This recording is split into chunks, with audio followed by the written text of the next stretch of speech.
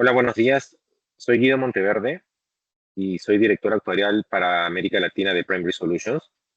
Hoy quiero mostrar cómo se puede calcular el error de predicción de los Ultimates, por ejemplo, para un ejercicio de reservas o para un ejercicio de pricing, con la metodología propuesta por el actuario Ancus.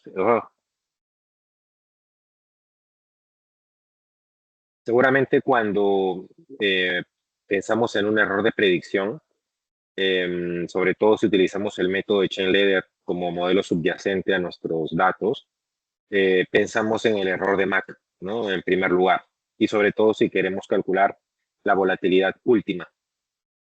Si quisiéramos calcular la volatilidad a un año, quizás pensamos más bien en el método basado en los mismos principios de MAC, pero en el método de Merson-Butry, que calcula el riesgo a un año. Y es muy utilizado sobre todo para propósitos de ejercicios de solvencia. También hay otros autores que han presentado la volatilidad no solamente a un año, sino a ciertas diagonales.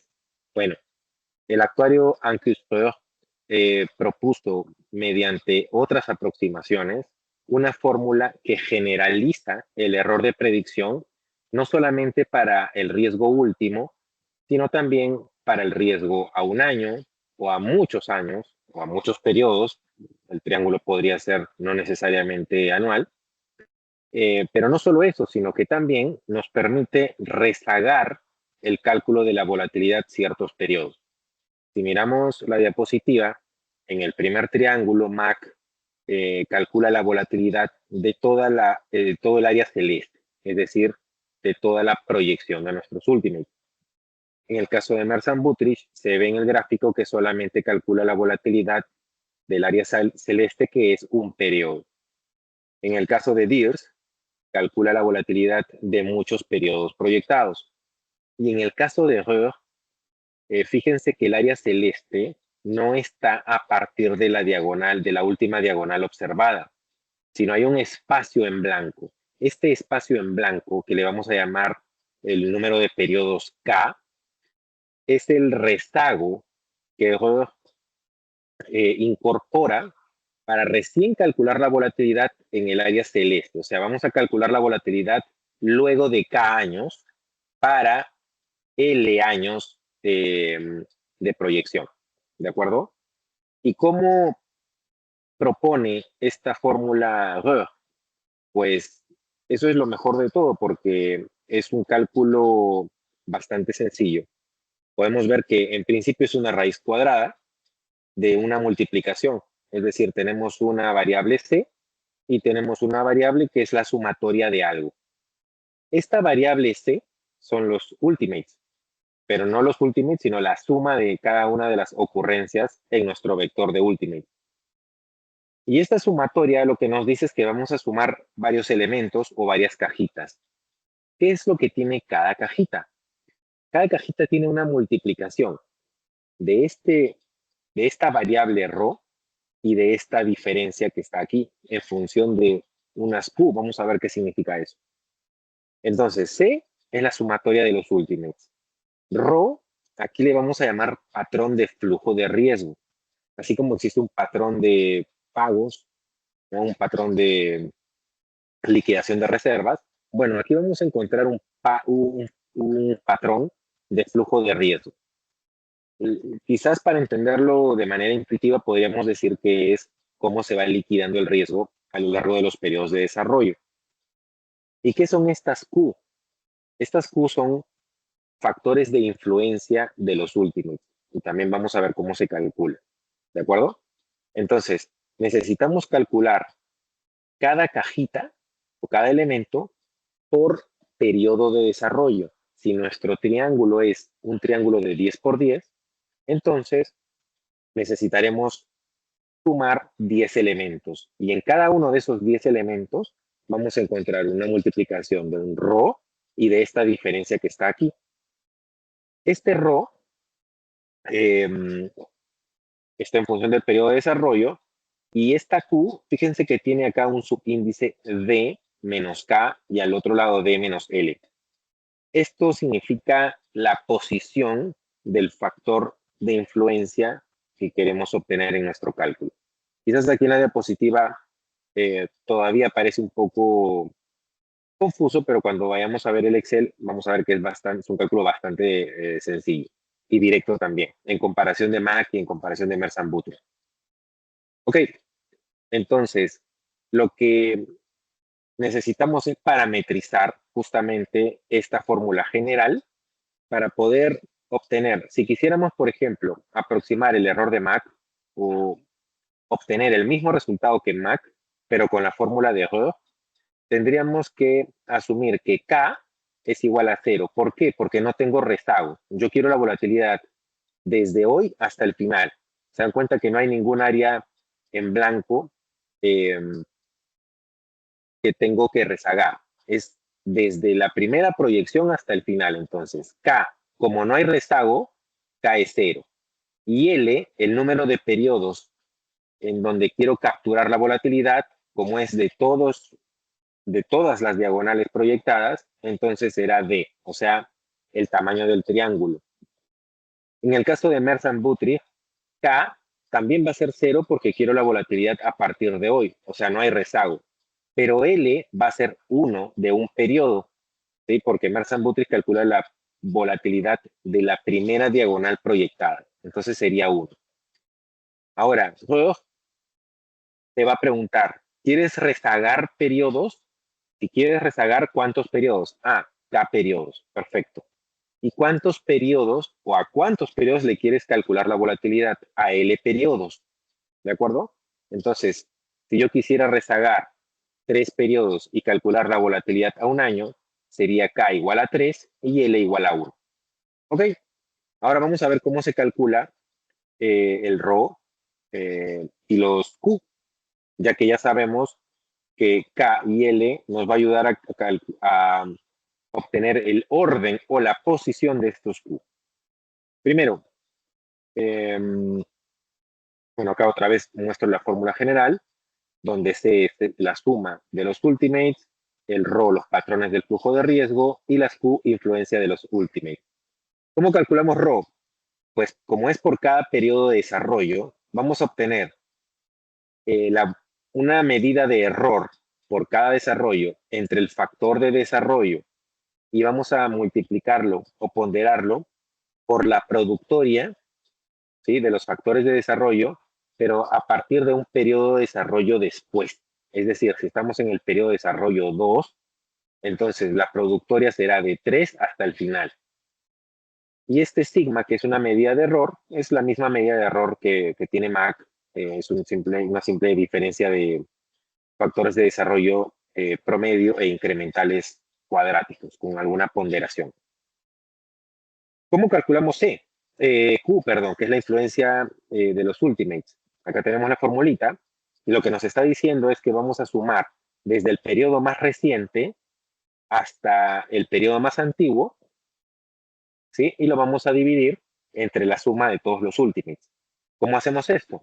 Imaginemos que este es el vector P ultimates que tiene 3 periodos. Si sumamos estos ultimates, vamos a tener como resultado 103. El primer factor de influencia va a ser 38 entre 103, el periodo más reciente. El segundo factor de influencia va a sumar 38 más 35, o sea, 73 entre 103. Y el tercer factor de influencia va a sumar los tres, 38 más 35 más 30. O sea, los 103 dividido entre los 103 nos da el 100%. Estos van a ser los factores de influencia. ¿De acuerdo? Y ok, vámonos entonces a ver esto en una aplicación en Excel.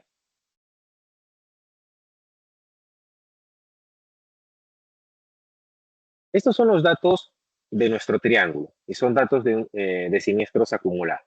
¿De acuerdo?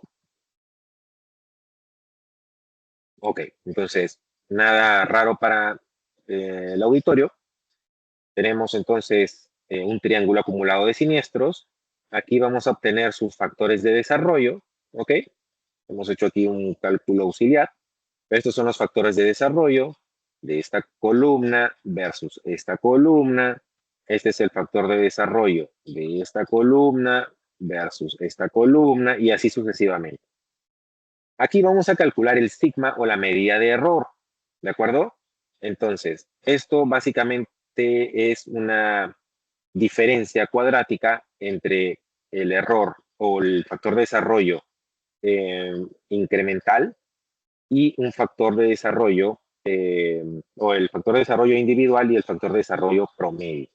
Entonces, aquí tenemos, por ejemplo, los factores de desarrollo a nivel individual, es decir, celda por celda. Por ejemplo, a estos dos señores de acá. Y así cada uno de estos factores de desarrollo implica la variación celda a celda. ¿Qué tenemos aquí? Básicamente es la diferencia de ese factor de desarrollo individual y la diferencia de un factor de desarrollo promedio, pero en términos cuadráticos y ponderado por el monto o el volumen de siniestro. ¿De acuerdo? Entonces, ¿qué es lo que vamos a hacer para obtener este sigma? Está aquí. Básicamente es el promedio de esos errores cuadráticos, pero para expresarlo en términos unitarios le sacamos una raíz cuadrada. Entonces ya tenemos el factor de desarrollo y tenemos la medida de error. ¿Sí? Entonces, eso es fácil. Ahora nos vamos al cálculo de error. Tenemos el mismo triángulo. Y de aquí, acá tenemos el factor de desarrollo y el sigma que los pintamos en amarillo porque estamos obteniéndolos de la hoja anterior. O sea, simplemente los estamos jalando. ¿Ok? Listo. Ahora, ¿cuáles son las métricas que necesitamos calcular? Primero, el patrón de flujo de riesgo, el RO, y la influencia de los ultimates, la Q. ¿Cómo calculábamos el RO? Les dije, el sigma al cuadrado entre el factor de desarrollo y la productoria de qué? De los factores de desarrollo, pero a partir de un periodo posterior. Como estamos en el primer factor de periodo de desarrollo, la productoria será a partir del siguiente periodo, hasta el final. ¿De acuerdo? Ahora, y eso lo hacemos por cada periodo de desarrollo. Por ejemplo, aquí tendremos el sigma al cuadrado entre el factor de desarrollo y multiplicado por la productoria, pero a partir del siguiente periodo de desarrollo. ¿Cómo calculamos Q? Vamos a ver. Si acá tenemos nuestros ultimates, el primer Q será el ultimate más reciente entre la sumatoria de todos los ultimates, que es esta suma. ¿Cómo calcularemos el siguiente Q? Los dos últimos o más recientes ultimates, la suma de estos dos, entre C, que es la suma de todos los últimos. Perfecto. Ya tenemos entonces ρ para cada periodo de desarrollo y ya tenemos Q para cada periodo de desarrollo. Acá vamos a etiquetar los periodos de desarrollo. Primer periodo, segundo, tercero, cuarto, quinto y así, hasta 10 periodos de desarrollo. Ahora, si quiero calcular el riesgo último, o sea, replicar el riesgo o el error de MAC, vamos a ver cómo se calcula. Necesitamos el RO, ya lo tenemos, y necesitábamos, vamos a ver, multiplicar RO por una diferencia. Acá está la fórmula. Una diferencia, acá está el RO, y una diferencia de qué? 1 entre 1 menos un Q y 1 entre 1 menos otro Q. Pero ¿de dónde saco este primer Q y este segundo Q? Acá me dan las posiciones. Para el primer término, la posición es D menos K, la del Q. Y para el segundo término, la posición es D menos L. Entonces vamos a calcular D menos K y D menos L. Para el riesgo último, ¿cuánto era K? Acá está el riesgo último que replica el error de MAC. K es 0 y L es D, o sea, el tamaño del triángulo. Entonces K es 0 y L es el tamaño, o sea, 10. Ahora, D menos K, ¿cuánto será? D menos K, que es 1, 2, 3, 4, ta, ta, ta, ta, ta. Quiere decir que voy a tomar el factor de influencia en su primera posición, de la segunda posición, de la tercera posición y así. Pero en D menos L tengo valores negativos e incluso tengo un 0. y no puedo tener posiciones negativas ni cero. Entonces, esto se hace prácticamente cero. Entonces, vamos a ver. Primer término, ρ multiplicado por 1 entre 1 menos el Q, pero de la primera posición, acá está D menos K, primera posición, entonces voy a tomar el Q de la primera posición. Ahora, D menos K, ¿dónde estoy? Acá. Ahora, igual, me piden el ρ del periodo de desarrollo 2, 1 menos, 1 entre, 1 menos el Q de D menos K. Entonces, D menos K en este periodo de desarrollo me pide de la posición 2, o sea, de este mismo periodo de desarrollo, por eso tomo el 26%. Pero ¿qué pasa en el segundo término? Como D menos L es negativo, en realidad eso para mí es cero, ¿ok? Cuando es negativa la posición o es relativa a un periodo de desarrollo cero que no existe, entonces el Q se hace cero y por lo tanto todo este término se hace 1. Entonces, para replicar el riesgo último, en todos los casos, en la resta, el segundo término se hace 1. ¿Por qué? Porque el factor de influencia se hace 0. ¿Ok? Sin embargo, si quisiéramos replicar el riesgo a un año, fíjense, K es 0, pero L, que es la volatilidad del primer periodo proyectado, sería 1. Entonces, D menos K, ¿cuánto es? 1, 2, 3, 4 y así. Quiere decir que me piden el factor de influencia de la primera posición, de la segunda posición, de la tercera posición y así. Pero fíjense lo que pasa, por ejemplo, en el periodo de desarrollo 2. D menos K es 2, o sea, me piden el factor de influencia de la misma posición, por ejemplo, 26%. Pero en D menos L me piden el factor de influencia de la posición 1, o sea, de 11%. Quiere decir que, por ejemplo, aquí, yo lo que voy a hacer es ρ multiplicado por 1 entre 1 menos el factor de influencia de la misma posición 2, o sea, 26%, pero le voy a restar 1 entre 1 menos el factor de influencia de la posición 1, o sea, el 11%. ¿De acuerdo? Entonces, así voy a operar tanto para el riesgo último como para el riesgo a un año. ¿Y cómo obtengo entonces el riesgo o el error de la aproximación al error de Mach, pero con el método de Röhr? Raíz cuadrada de qué? De C, como dice la formulita aquí abajo, que es la sumatoria de los ultimates, multiplicado por la suma de todos estos elementos que hemos calculado aquí al costado. ¿Cuánto nos da esto? 17,696,475, 17,696,475, lo mismo que nos da el error de Mach, ¿sí? Y este riesgo que está aquí al costado es el riesgo a un año, que es exactamente igual a lo que nos daría el error de Merz-Butrich, ¿sí? Entonces,